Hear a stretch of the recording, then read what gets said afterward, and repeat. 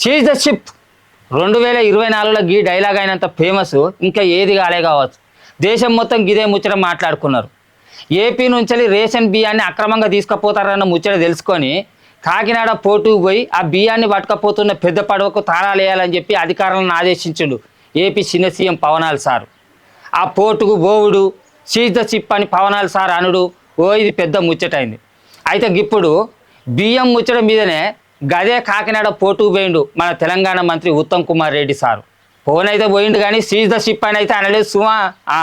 హాగా గప్పుడు బియ్యాన్ని తీసుకపోతున్న షిప్పును చూసి సీజ్ ద షిప్ అని ఏపీ చిన్న సీఎం పవన్ సార్ అంటే ఇప్పుడు తెలంగాణ మంత్రి ఉత్తమ్ సార్ ఏంది జాతీయ జెండా ఊపుతున్నాడు అని పరిశాన్ అవుతున్నారా? సీజ్ ద షిప్ అనేటందుకు దాంట్లో ఉన్నాయి అక్రమంగా తీసుకపోతున్న రేషన్ బియ్యం కాదుల్లా, తెలంగాణలో పండించిన బియ్యం.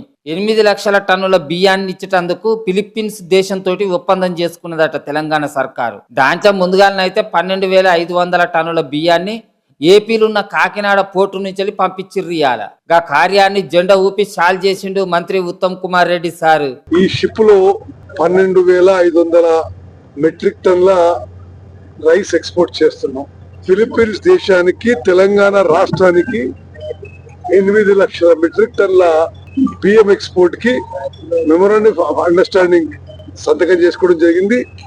దాంట్లో 1,00,000 మెట్రిక్ టన్లు వెంటనే ఎక్స్పోర్ట్ చేస్తున్నాం. ఆ 1,00,000 మెట్రిక్ టన్లో ఈ షిప్ లో 12,500 మెట్రిక్ టన్స్ ఈ షిప్ లో పోవడం జరుగుతుంది.